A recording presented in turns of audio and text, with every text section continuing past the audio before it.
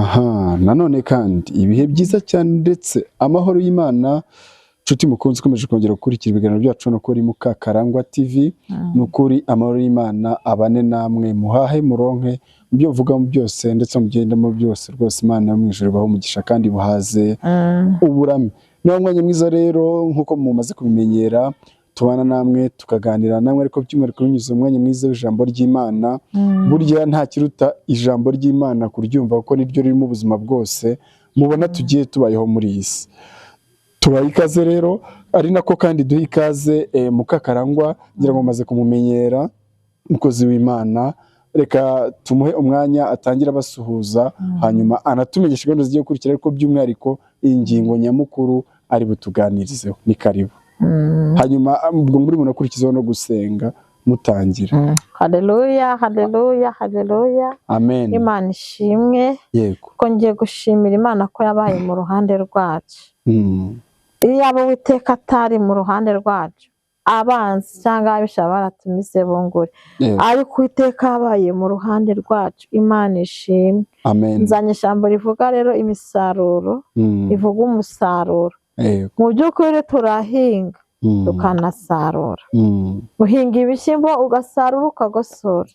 Ugahinga soya ugahinga ibintu ibyo ari byo byose. Ariko mu by'ukuri haleluya. Amen. Icyo bita ngo umusaruro ni umusaruro, ni nk'inyungu iba yavuye mu byo wakoze.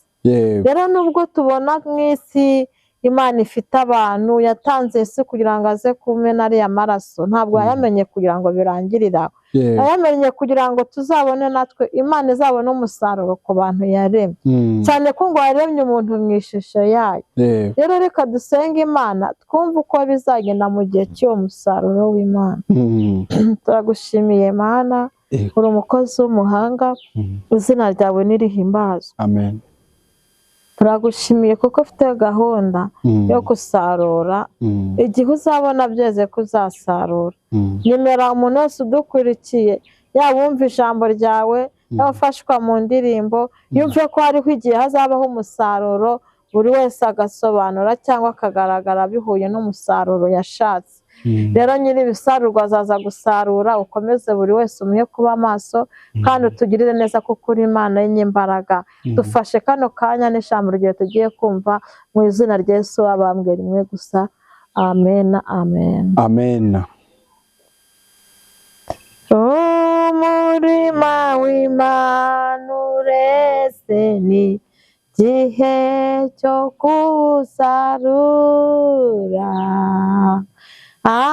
Abasaruzi muze mwese dukorere uwaduhamagaye.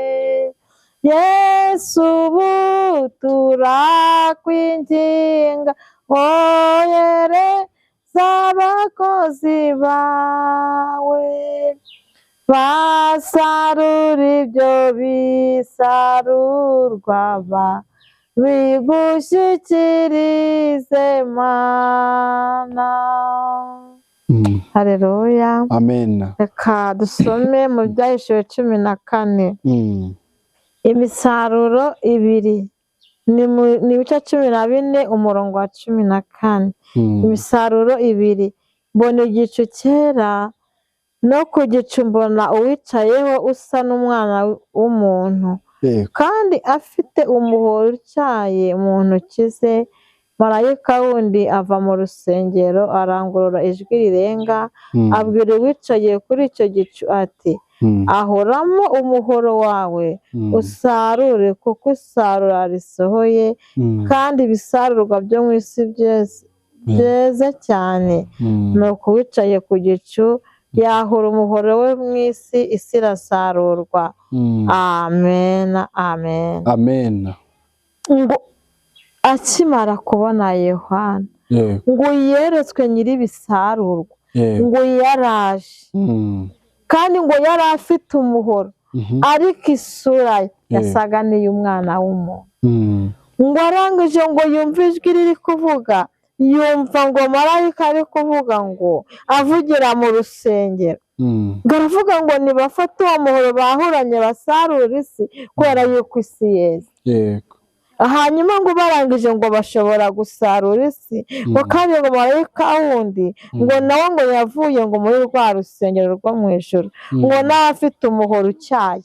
Haleluya, amen. ni ukuri hari umunsi ntazi, hari isaha ntazi, mwese yaravuze ngo bizwi na papa we, bizwi n'Imana, ariko yaravuze ngo uwo munsi uzatungura abantu nk'umujura.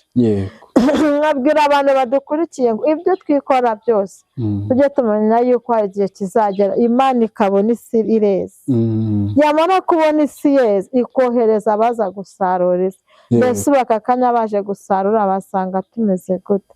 Mbese uri mu beze cyangwa uri mu barumbye? Mbese uri mu beze cyangwa uri mu bamaze guhunguka? So nkeka ko umuntu ahinze nk'ibigori akabimaza mu murima nk'imyaka 5 byaba byarahungutse atarabisaruye. Ndabwira umuntu wese udukurikiye ngo ntihazabeho kwirara. Hari abantu bavuga ngo isi niyi ngo ntabwo Imana izagaruka, Yesu ntazagaruka, ariko ntihabeho kwirara, niyo ntego mfite. Isi ireze, dutegereje igihe Imana igiye kuzana umuhoro igatuma marayika akaza gusarura isi. Wowe wari wiraye, reka kwirara. Amagambo akomeye, amagambo arakomeye. Wowe wari wiraye, reka kwirara. Yego, isi ireze, hasigaye kuza kuyisarura. Ba maso, na kano kanya Imana yaza.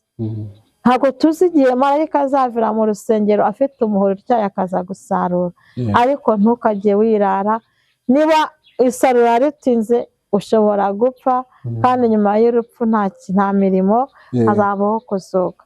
Ariko abantu bari mu isi mumenye yuko isi yeze, kandi mumenye ko nta kwirara, mumenye yuko dukomeje kurwana urugamba rwo gukiranuka no gutegereza Imana. So nayo magambo numvaga nababwira, nanjye nibwira, reka wacu turi kumwe nawe nimba ari cyabariza abarikora babarize mu mwanya we, kandi none watubaza muri comment twamusubiza, tuba twiteguye kubasubiza ko turabakunda, kandi umurimo tuwukora tuwukunze. Ni karibu no kubariza abarikora. Yego, murakoze. Tugendeye ku magambo meza mutubwirije, atumye nibaza ikibazo, ariko wenda reka nkibarize n'abandi bagenzi bacu badukurikiye. Ese kwirara k'umukristo muri iyi minsi turimo ni ukuhe? Ese ni ukudasenga? Ni ukugabanya ibihe byo gusenga se? Wenda ni ukureka se kujya gusenga mu nzu y'Imana? Mbese kwirara k'umukristo ni ukuhe muri ibi? Umuntu ashobora kumva kwirara ntabisobanukirwe. Mu by'ukuri ndagusubiza. So kwirara, hari ukuntu abantu bavuga ngo ntabwo Imana izaza, kandi mu Bagalatiya ibice 9 akavuga ngo imirimo ya kamere iragaragara niyi: gusambana, gusinda, gukora igisoni nkeya, ibyo bintu byose ntabwo Imana ibikunda. N'abantu ugasanga bariraye, bakavuga se Yesu azagaruka kutubaza iki? Se ntiyageze divayi? Ese ibiki n'ibiki? Ugasanga ibyaha so barabifashe, bamaze kubifata babigira ibisanzwe, baravuga ngo ntago azaza. Ariko ndagira ngo mbwire umuntu, ntukirara aho hantu ngo hatinde. Isi ireze, ntabwo uzi igihe marayika uzanye umuhoro azamanuka avuye mu rusengero rwera akaza gusarura isi. Nitwirare, dukomeze gukiranuka no kubishakisha umwete no kwinginga Imana idushoboze, nk'uko Pawulo yavuze ko dushobozwa n'Imana itanga imbaraga. Uvuga niba nkurikiye neza, kwirara k'umukristo mu magambo meza ni ukwibagirwa ko umunsi uzaba umwe, nk'uko wanatangiye, ukwigira ko umunsi uzaba umwe itorero ry'Imana rikazamurwa, muri make impanda ikazavuga. Bivuze ngo umukristo ubaho atazirikana icyo kintu muri we aba yariraye. Ndagushimiye cyane, ni ukuri Imana iguha umugisha. Ubu nindamuka ngiye nka kure yawe cyangwa ukajya kure yanjye, ubu nzabaho. Aya magambo nzajya nyakura he? Reka rero tubashimire by'umwihariko. Ni ukuri burya nta jambo ry'Imana rizira ubusa, buri jambo ryose riza rifite uwo rije kureba. Wowe muntu wumvise ijambo rikureba, nyamuneka garukiraho, wikwirara ko twumvise ko ari ibintu bibi cyane, kandi by'umwihariko bigendana n'imirimo ya kamere batubwirije. Reka rero tugusabe n'ubundi nk'uko bisanzwe, wongere uterure isengesho twigingira Imana. Mu by'ukuri umuntu wese wiraye aho ari hose, Imana imusange, imugereho, imubabarire, imugirire neza. Ikiruta ibindi kandi natwe ubwacu, Bibiliya iravuga ngo uwibwira ko ahagaze yirinde atagwa. Natwe rero Imana iturinde kwirara, hanyuma bityo tuzabashe guhurira mu bwami bwo mu ijuru. Ni karibu no gusenga Imana, munasabira umugisha bari badukurikiye. Amen. Turagushimiye Yesu. Waravuze ngo uragiye, ugiye kudutegurira, kandi uravuga ngo tuzatungurwa. Utubwiye ko hatagomba kwirara uwo mukristo uwo ari we wese cyangwa umuntu wese uzi ko azataha. Hari igihe tumva ko iwacu ari mu isi, ariko iwacu ntabwo ari mu isi. Mu isi turi abashyitsi, turabimukira, tuzataha. Ariko tubwiye ko hari umunsi Uwiteka azitegereza akabona isi ireze, akohereza marayika akava mu rusengero akaza gusarura isi. Nyemera Kristo nk'uko gusarura isi, azasanga abera bose batariraye. Turinde kwirara, utugirire neza. Ineza n'urukundo rwawe ukomeze kutubaho, kandi ukomeze kutubera ibyiringiro impande zose. Tukubone kuri Imana ivuga bikaba, uri Imana ivana abantu mu rungabangabo, uri Imana ivugwa igashyira ku murongo igasohoza, nta mibare ugira mu bintu byinshi byo gutabara. Ngaho tugire neza, uturengere, kandi utubere ibyiringiro. Mu izina rya Yesu wabambwe rimwe gusa. Amen. Amen. Amen.